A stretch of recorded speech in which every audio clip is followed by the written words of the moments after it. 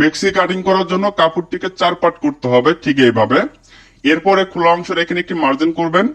এই মার্জিন থেকে লম্বার মাপ নেবেন, যার যতটা প্রয়োজন আপনি লম্বার মাপের থেকে 3 ইঞ্চি নিচের দিকে বাড়তি কাপড় রেখে এইভাবে মার্জিন করবেন। এরপরে আটকানো সাইড থেকে 4 ইঞ্চি 2 পয়েন্ট নিয়ে একটি মার্জিন করবেন।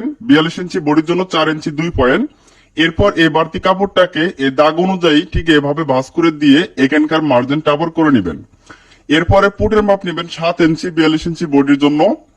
এরপরে আর মহলে মাপ নেবেন 7 ইঞ্চি 42 ইঞ্চি বডির জন্য। এটা গোল গলা মেক্সি, এখানে হচ্ছে আর মহল, এখানে নিব 1 ইঞ্চি। এরপর এইভাবে রাউন্ড শেপ করবো, এখানে কোনো প্রকার তালপাট কাটিং করা যাবে না। এরপরে নিতে হবে গলার পাশের মাপ 2 ইঞ্চি 2 পয়েন্ট। ছোট গলা, বড় গলা হলে 2.5 ইঞ্চি নিবেন। এরপরে গলার লম্বা নিবেন 5 ইঞ্চি।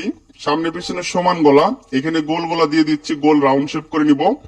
এরপরে বডির মাপকে 4 ভাগ করে 1 ভাগ, 42 কে 4 ভাগ করলে 1 ভাগ 10.5 ইঞ্চি নেওয়ার পর এখানে আরো 1.5 ইঞ্চি বাড়তি কাপড় নিতে হবে গোল গলা মেক্সির ক্ষেত্রে। এই কাপড় থেকে গলার পট্টি কাটিং করব, এখানে নিব 2 ইঞ্চি আর এখান থেকে নিব 2.5 ইঞ্চি। এরপর এইভাবে মার্জিন করব, এপাশে লম্বা করে একটি মার্জিন করব।